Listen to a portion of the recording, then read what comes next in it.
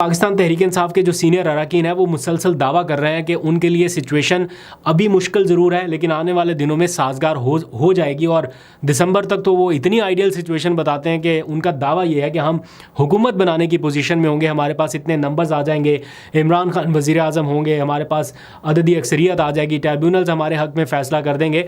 तो ये वो सिचुएशन वो बता रहे हैं जो कि एक बहुत ही ज़्यादा आइडियल सिचुएशन है, या यूँ कह लीजिए कि शायद वर्कर्स का मोराल हाई रखने के लिए किया जा रहा है। लेकिन ग्राउंड रियलिटीज़ को अगर देखा जाए, होना तो ये चाहिए, लेकिन इस वक्त मुश्किल है।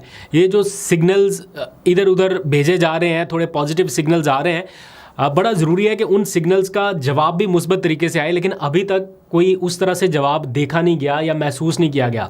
पीटीआई अपने तौर पे कोशिश कर रही है, आखिरी कोशिश के मामलात को संभाला जा सके और कोई गुडविल जेस्चर जो है वो दिया जा सके, कोई कॉन्फिडेंस बिल्डिंग मेजर्स जो है वो अपनाए जा सकें, लेकिन अभी तक ऐसा नहीं हो सका कि दूसरी साइड से कुछ अच्छा रिस्पॉन्स आया हो। सख्ती अभी भी बरकरार है, लेकिन पीटीआई इसलिए होपफुल है कि उन्हें लगता है कि काजी फायज़ ईसा अगर चले जाते हैं, रिटायर हो जाते हैं, तो उसके बाद हालात शायद उनकी फेवर में आ सकें। लेकिन फिर भी ये बहुत ही आइडियल अगर सिचुएशन हो तो उसमें ऐसा हो सकता है, अदरवाइज़ फिर भी मुश्किलात का सामना बहरहाल रहेगा।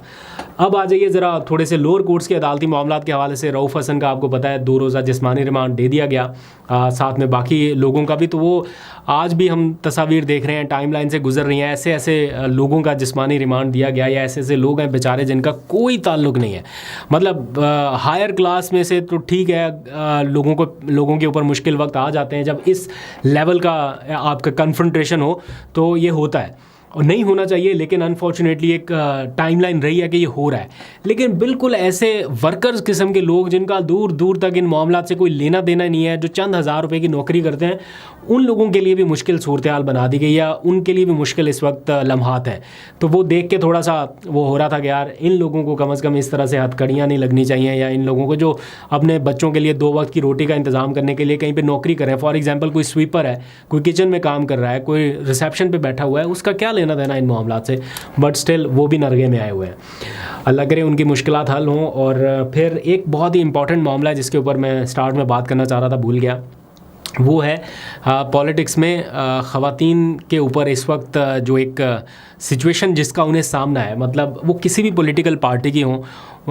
मैंने ये देखा है पिछले कुछ रिसेंट टाइम में कि बहुत सॉफ्ट टारगेट बना दी गई हैं, कि मतलब कुछ भी हो, और चाहे सच्ची खबर हो, झूठी खबर हो, मतलब एक अटैकिंग पोजीशन अपना ली जाती है और ख़वातीन को अटैक किया जा रहा है सियासी मामलात के एतबार से।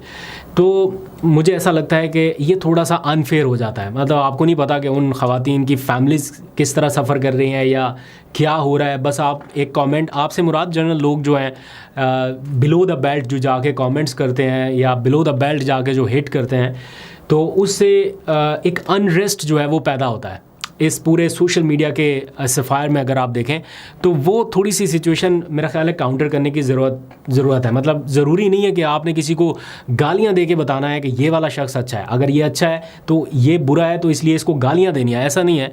मेरा ख्याल है थोड़ा सा तहम्मुल, बुर्दबारी और एक दूसरे को सुनने की जो सलाहियत है, सुनने का हौसला है, वो होना चाहिए। आर्गूमेंट्स आपके इतने स्ट्रॉन्ग होने चाहिए कि गालम गलोच की ज़रूरत पड़े ही ना। तो ये किसी एक ख़ास ग्रुप के लिए नहीं है कि मतलब किसी एक सर्टेन ग्रुप को मैं नहीं एड्रेस कर रहा, ओवरऑल सोशल मीडिया से वाबस्ता लोगों से मुखातिब हूँ, जहाँ तक आवाज़ जा रही है कि हमें अपने आप से ही स्टार्ट करना चाहिए अपने तौर पे। ये ख़वातीन को टारगेट करना, उनको बुरा भला कहना, वैसे तो मर्दों को भी नहीं करना चाहिए, लेकिन एज़ कम्पेयर के उनके साथ क्या हो रहा है इस टाइम, ये एक पूरे टाइमलाइन को अगर मैं डिस्कस करूँ रिसेंट टाइम में जो हो रहा है, तो वो थोड़ा अफसोसनाक है। वो किसी भी पोलिटिकल पार्टी की ख़वातीन हो, चाहे वो मुस्लिम लीग नून की हों, पीपल्स पार्टी की हों, PTI की हों, मेरा ख्याल है इससे थोड़ा रिस्ट्रेन करना चाहिए, रिफ्रेन करना चाहिए।